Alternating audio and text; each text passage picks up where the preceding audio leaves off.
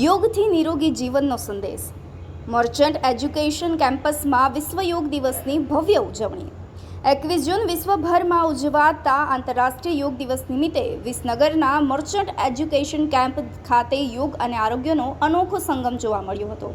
Merchant charitable trust દ્વારા સંચાલિત merchant homeopathic college and hospital Gadha અને મર્ચન્ટ આયુર્વેદિક કોલેજ આ સાથે જ બાસણાના સંયુક્ત ઉપક્રમે વિશ્વ યોગ દિવસની ભવ્ય અને ઉત્સાહભેર ઉજવણી કરવામાં આવી હતી. વહેલી સવારે કેમ્પસના વિશાળ પરિસરની અંદર આયોજિત આ કાર્યક્રમની શરૂઆત દીપ પ્રાગટ્ય અને સ્વાસ્થ્ય પ્રાર્થના સાથે કરવામાં આવી હતી. સમગ્ર વાતાવરણ યોગમય બની રહ્યું હતું. વિદ્યાર્થીઓ, પ્રોફેસર, મેડિકલ સ્ટાફ અને વહીવટી કર્મચારી મોટી સંખ્યામાં ઉપસ્થિત રહી યોગ પ્રત્યેની પોતાની પ્રતિબદ્ધતા વ્યક્ત કરી હતી. કાર્યક્રમ દરમિયાન આયુર્વેદિક અને હોમિયોપેથિક ક્ષેત્રના નિષ્ણાંતોએ યોગ, પ્રાણાયામ અને આયુષ પદ્ધતિના મહત્વ અંગે પણ માર્ગદર્શન આપ્યું હતું. તેઓએ જણાવ્યું હતું કે યોગ માત્ર વ્યાયામ નહીં પરંતુ શરીર, મન અને આત્માને સંતુલિત રાખવાની એક જીવનશૈલી છે.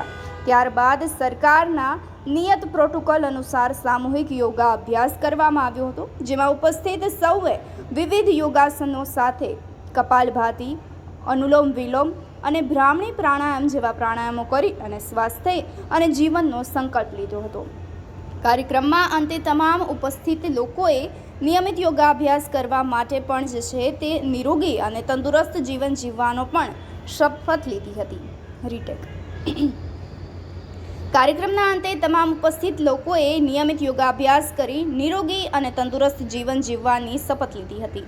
આ પ્રસંગે મર્ચન્ટ ચેરિટેબલ ટ્રસ્ટના ચેરમેન રાજેશભાઈ ડી પટેલ દ્વારા બંને કોલેજના પ્રિન્સિપાલ, આયોજક સમિતિ, વિદ્યાર્થીઓ અને સમગ્ર ટીમને શુભેચ્છાઓ પાઠવી હતી. તેઓએ જણાવ્યું હતું કે આવી સ્વાસ્થ્યલક્ષી પ્રવૃત્તિઓ યુવાનોમાં સકારાત્મક ઉર્જા અને સ્વસ્થ જીવનશૈલીને પણ પ્રોત્સાહન આપે છે.